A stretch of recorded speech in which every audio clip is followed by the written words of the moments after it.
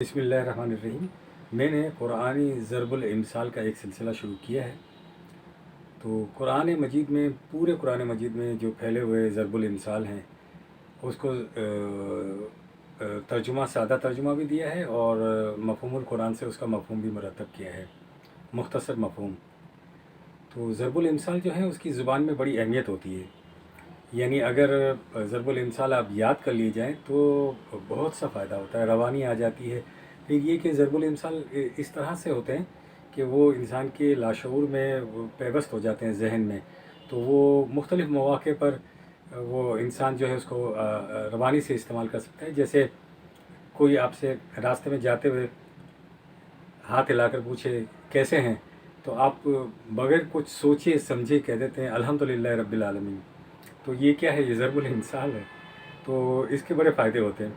अच्छा, एक ज़रबुल मिसल है सूरह बकरा की आयत नंबर 19 में, वो है वल्लाहु मुहीतुम बिल काफ़िरीन। तो ये बात तो सही है कि अल्लाह जो है वो मुहीत है, काफ़िरीन पर मुहीत है और काफ़िरीन का वो बिगाड़ सकता है। काफिर के जितने भी अमाल हैं या उसकी जो हरकत हैं, सकनात हैं, उस पर वो मुहीत है। अल्लाह का कानून मुहीत है, अल्लाह मुहीत है और वो सब कुछ कर सकता है। लेकिन हम 1000 साल से जो है वो यहूदियों के ख़िलाफ़ जुमे की नमाज़ के बाद बदुआ करते हैं कि अल्लाह उसका ये हो जाए और यहूदी बर्बाद हो जाए। तो हमारी दुआ तो कबूल नहीं होती है। तो फिर ये क्या मसला है? ये हमारी दुआएं क्या रायगा जाती हैं? जी हाँ, ऐसा ही है। हमारी दुआएं वाकई रायगा जाती हैं। उसकी वजह ये है कि हम अल्लाह के कानून के मुताबिक दुआ नहीं मांगते। हर वो दुआ जो अल्लाह के कानून के मुताबिक मांगी जाएगी ज़रूर कबूल होगी। लेकिन अगर आप अल्लाह ताला के कानून के मुताबिक दुआ नहीं मांगेंगे, उसके कानून के ख़िलाफ़ चल कर दुआ मांगेंगे, तो फिर वो रायगा हो जाएगी। वो कबूलियत का उसका कोई वो नहीं है। मिसाल के तौर पर ये वल्लाहु मुहीतुम बिल काफ़िरीन, कि अल्लाह ताला तो मुहीत है काफिर पर। अच्छा, जब काफिर पर मुहीत है तो हम ये कह सकते हैं कि भाई आप अगर मुहीत है तो भाई इनको ख़त्म कर दें, ताकि हम मुसलमान जो है वो सुकून से, इत्मीनान से ज़िंदगी गुजार सकें इस्लाम के मुताबिक। तो ऐसा हो नहीं सकता। नबी करीम सल्लल्लाहु अलैहि वसल्लम के दौर में मुनाफिक थे, तो आप सल्लल्लाहु अलैहि वसल्लम तो पैगंबर थे, तो वही नाजिल होती थी।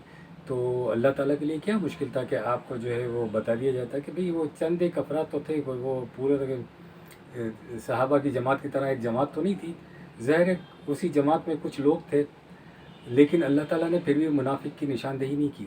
हाँ, ये बताया कि मुनाफिक की निशानियाँ ये होती हैं, लेकिन पहचानना ये आपकी ज़िम्मेदारी है, ये काम आपका है। ये नहीं बताया कि फ़लाँ मोहतरम जो है वो आपके पास आते हैं वो मुनाफिक हैं। तो वो क्यों, क्या वजह है, उसकी बात हम समझते हैं कि ऐसा क्यों है कि अल्लाह ताला मुहीत भी है काफिर पर और इसके बावजूद भी जो है वो उनको ख़त्म नहीं करता है और हम दुआ भी मांगते हैं।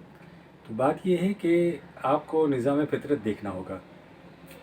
सामान्य ज़ीस्त जितना भी है इस दुनिया में, जो सामान्य ज़ीस्त है, आपका ज़िंदगी गुजारने का सामान है, वो बारिश पर है, इस कुर्रे पर है, आसमान पर है और ज़मीन की पैदावार है, लहलहाते हुए खेत हैं। आप दरख्त उगाते हैं या दूसरी चीज़ गंदम उगाते हैं या जो भी है वो आप सब काम करते हैं। तो ये जो बारिश होती है, इसकी बारिश तो मनफ़ियत है इंसान के लिए। ज़ाहिर है उसके रिज़्क़ का, उसके ज़िंदगी का दारोमदार बारिश पर है। तो बारिश के साथ आप देखेंगे कि रात और बर्क़ भी होती है, बिजली भी गिरती है ना, बहुत सारे लोग हलाक हो जाते हैं, बहुत सारे खेत जो हैं जल जाते हैं या बहुत सारे मसाइल होते हैं। तो ये अल्लाह का एक प्रोग्राम है, एक अल्लाह ताला का ये क़ानून है। इस दुनिया को चलाने का, इस दुनिया को बनाने का एक क़ानून है जो आलम में। अच्छा, उसमें हम कोई पूछ नहीं सकते कि या अल्लाह ऐसा क्यों है, क्योंकि ये आलम अम्र का फ़ैसला है। ये जो है आलम मशीयत का फ़ैसला है। उसमें अल्लाह ताला का क्या प्रोग्राम सेट हुआ वो हमारे फ़हम इदराक से बुलंद बात है। हम उसके बारे में कोई बात भी हमारा ज़हन सोच ही नहीं सकता। वो एक ऐसा अमर है, आलम है, जिसके अमर के बारे में हम कोई बात सोच नहीं सकते। वो उससे बहुत बुलंद है, हमारी सोचों से बहुत बुलंद है, हमारी फ़िक्र से बहुत बुलंद है, हमारी सलाहियतों से बहुत बुलंद है। तो वहाँ के तयशुदा प्रोग्राम में कि चीनी को मिठास क्यों दी गई और जहर को कड़वाहट क्यों दी गई, तो ये वहाँ पर फ़ैसले किए गए हैं। تو یہ بھی فیصلہ ہے کہ بارش اگر آئے گی تو اس کے ساتھ جو ہیں اس کی منفیت کے ساتھ رعد اور برق کی تباہ کاریاں بھی ہوں گی. یہ نہیں ہو سکتا کہ اس کی تباہیوں کاریوں کے بغیر جو ہے بارش آ جائے، کہ صرف انسانوں کے لیے بارش آئے، رعد اور برق کسی اور وجہ سے کسی اور وقت پر رکھ دی جائے. ایسا نہیں ہو سکتا. بارش آئے گی، رعد اور برق بھی ساتھ آئے گی، یہ اس کا پروگرام ہے. اچھا، اب یہ ہے کہ پھر ہمیں کیا کرنا چاہیے. اب اس کا تو یہ پروگرام ہے. اب اس کے پروگرام میں بھی ہے کہ ظاہر انکار کرنے والے بھی ہوں گے، اس کے پروگرام میں یہ بھی ہے کہ یہودی بھی ہوں گے، اور اس کے پروگرام میں یہ بھی ہے کہ چور بھی ہوں گے، اور اس کے پروگرام میں یہ بھی ہے کہ منافق بھی ہوں گے. تو ایسا تو ممکن ہے، ٹھیک ہے نا، سب کچھ ہوگا. اسی کے پروگرام میں ہے کہ جی شیطان بھی ہوگا. لیکن پھر ہمیں کیا کرنا ہے. ہمارے کرنے کے لیے کام یہ ہے کہ آپ جو ہے تدبر کی فصوں سازی کی بجائے، یعنی یہ تدبر کی جو فصوں سازیاں ہیں نا، کہ ادھر ادھر سے یہ سوچ لیا، عقل کا استعمال کر لیا، اپنے مفادات کے وہ کام نکال لیے، جذبات کے اندر فیصلے کر لیے، ان سے آپ کو باہر نکلنا پڑے گا. جب آپ ان چیزوں سے باہر نکلیں گے تو پھر آپ کے سامنے وہی ہے موجود، قرآن مجید موجود ہے. تو اس کے اندر جو ہے ایک صحیح نظام زندگی دیا ہوا ہے. اس نظام زندگی جو قرآن مجید میں دیا ہوا ہے وہ آپ کے مسائل کا حل ہے. وہ آپ کو بتائے گا کہ منافق سے نمٹنا کیسے ہے، وہ بتائے گا کہ یہودی سے نمٹنا کیسے ہے، وہ بتائے گا آپ کو کہ یہ جو ہے نا وہ کافر سے نمٹنا کیسے ہے.